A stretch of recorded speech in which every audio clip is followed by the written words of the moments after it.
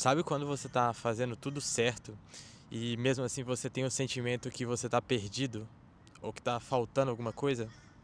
Eu me sinto exatamente assim agora. Então, eu sinto que a gente vive numa geração que é muito estranho, né? Porque ao mesmo tempo que a gente conversa com, a gente vê algumas coisas no Instagram, a gente vê outras pessoas no YouTube que eles falam que a gente tá na geração com as maiores possibilidades, que nunca foi tão fácil o acesso à informação. Eu sinto que exatamente o excesso de informação é o que faz a gente ter esses sentimentos, às vezes, de quebra de conexão com a vida que a gente deveria ter, ou uma vida de qualidade, ou uma vida com propósito. A informação é nada mais, nada menos que a gente saber da vida dos outros, da gente ver o que as pessoas estão fazendo. Você abriu o Reels, por exemplo, hoje todas as redes sociais basicamente têm os seus vídeos curtos. Então, basicamente, você entra no Instagram e você entra nos Reels e ao mesmo tempo que você vê alguma dica útil, que até um certo ponto eu não sei aonde isso agrega pra gente, porque a gente começa a coletar um monte de informações de a gente deveria fazer aquilo, a gente deveria fazer isso aqui, e acaba que a gente vai acumulando e muitas vezes a gente não é factível pra gente fazer todas as coisas que a gente gostaria, né? Todo mundo gostaria de ir pra academia, comer bem, acordar cedo, fazer uma rotina de escrever um diário sobre as coisas ruins, as coisas boas, agradecer, só que nem sempre é possível. Só que mesmo não sendo possível, a gente vê essas coisas dizendo que a gente deveria fazer essas coisas. E ao mesmo tempo que você vê essas dicas de coisas positivas que você poderia fazer, você tem acesso a pessoas que estão viajando numa segunda-feira enquanto você tem uma vida que você não gostaria, você está no trabalho que você não gostaria. Você vê lugares maravilhosos no mundo que com certeza te dão aquela motivação do tipo, nossa, eu quero muito pegar com o garro que eu tô fazendo agora e lutar mais para chegar lá, mas nem sempre isso é possível quando a gente traz pro presente momento. Então você já começa a ter um pouco de ansiedade, porque vai ter sempre alguém melhor que você ou numa situação melhor que você nesse momento, porque o Instagram vai mostrar só o melhor, né? Ninguém mostra os momentos difíceis ou, por exemplo, quando você está trabalhando mais do que você gostaria ou as segundas-feiras tristes que você acorda e você não quer fazer nada. A gente não vê isso. A gente vê coisas ruins, a gente vê coisas boas e fica esse mix, né? Que a cada rolada que você dá lá no Instagram, que você scrolla, você vê uma coisa ruim, uma coisa boa e isso é tudo informação entrando aqui, né? E eu acredito que o ser humano ele não foi feito para lidar com tanta informação.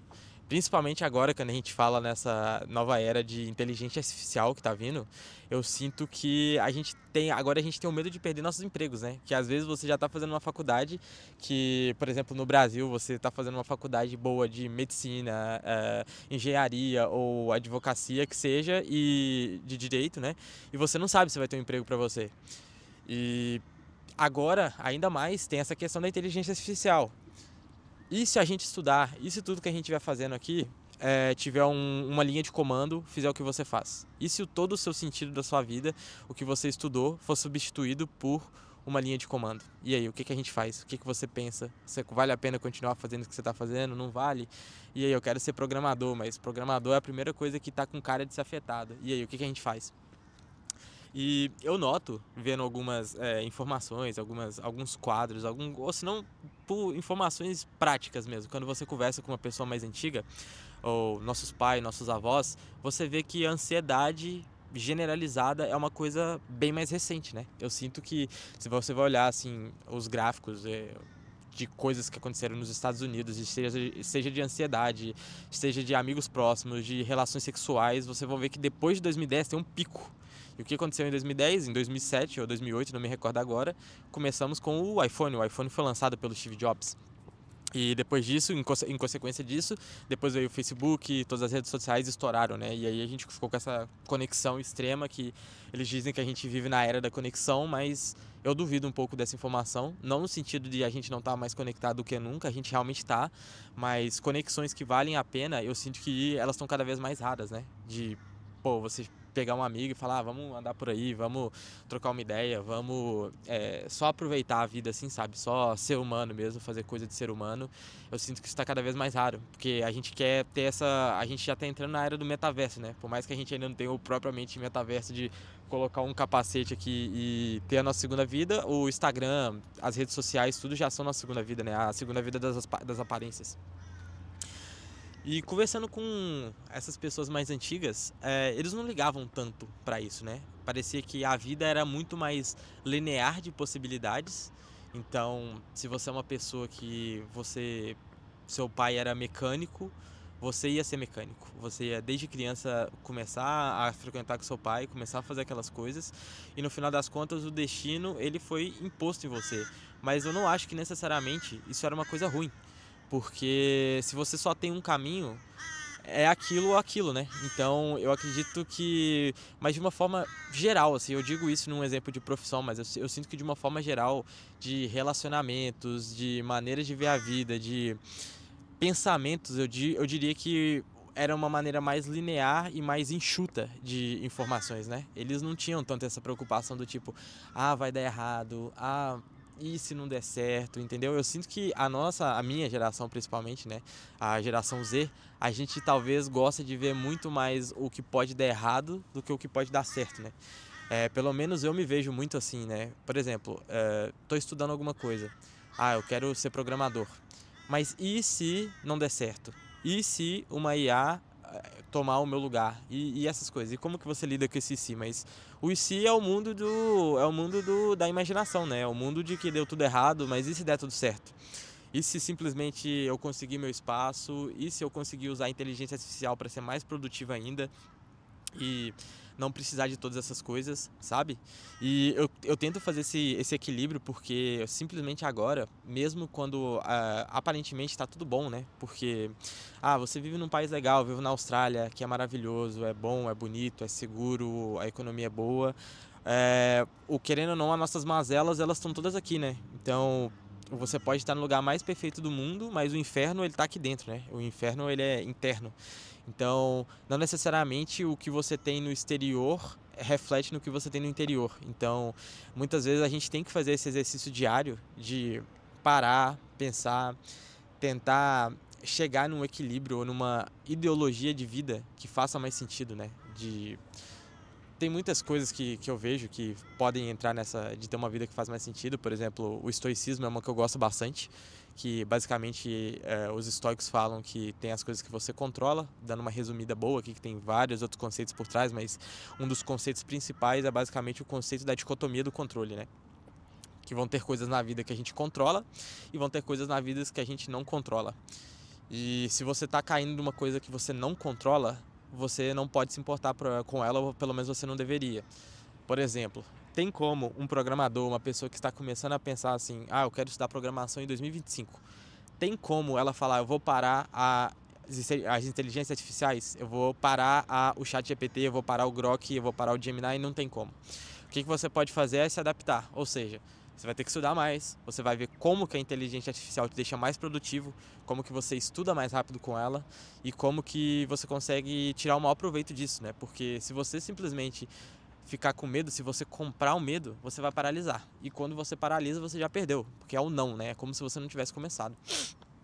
Então eu tento aplicar esses conceitos do estoicismo na minha vida. Às vezes eu tento ler alguns livros que também eu acho bem interessantes, por exemplo, um aqui que eu vou mostrar para vocês.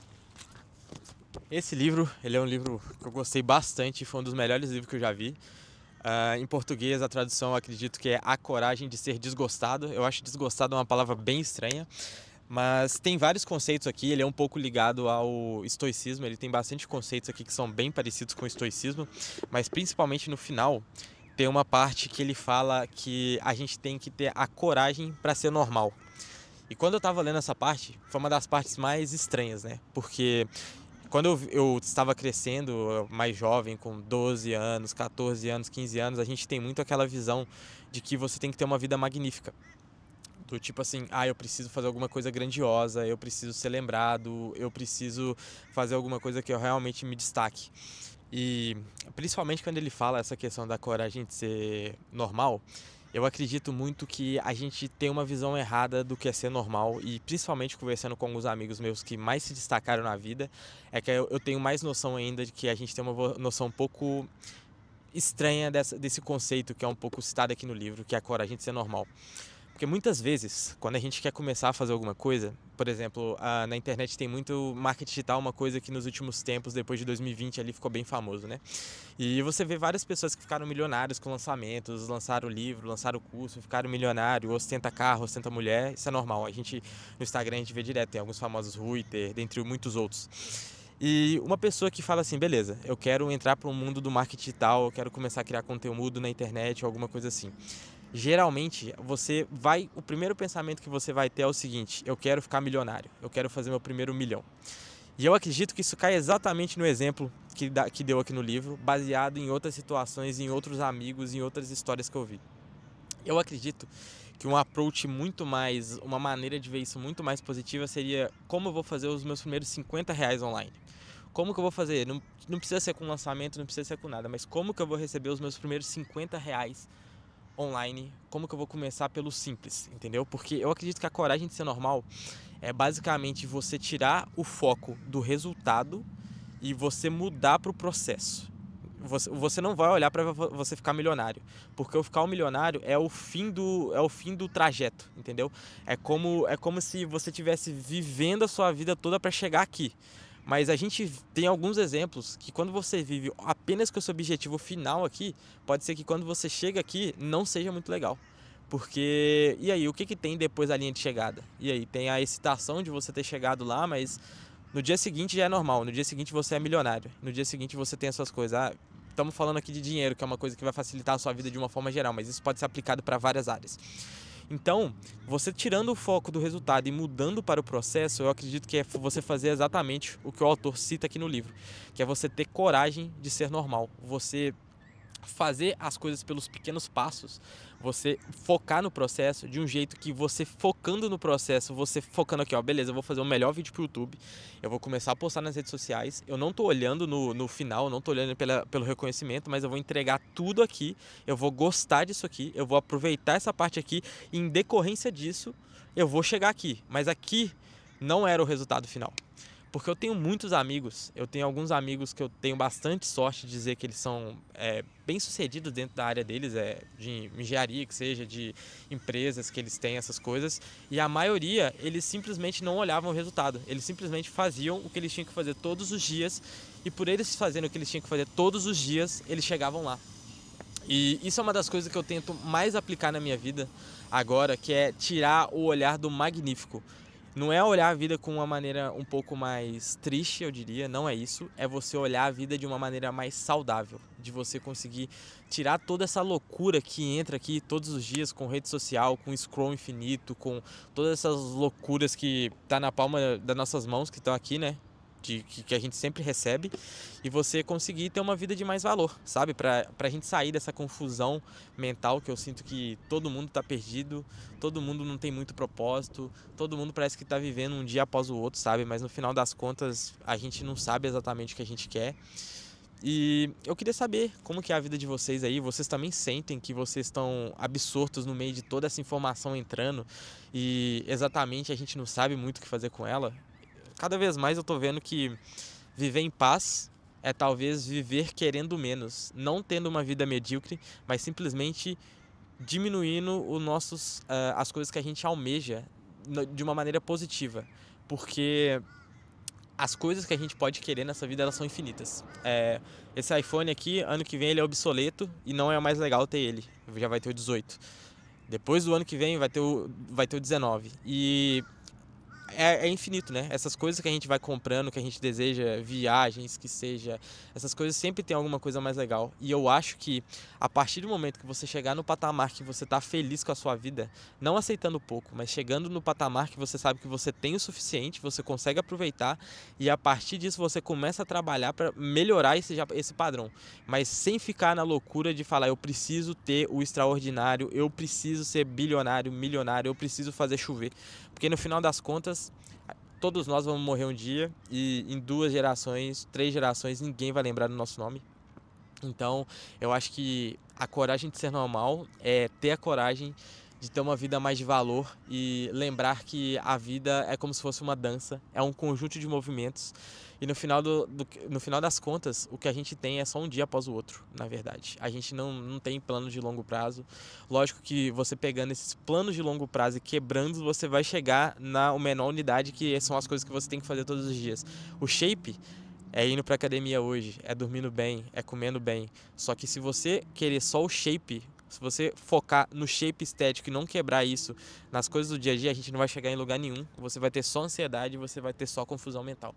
E aí, me fala nos comentários aí se o que eu falei faz sentido, se você já teve essa reflexão aí. E bora que a gente tá só começando.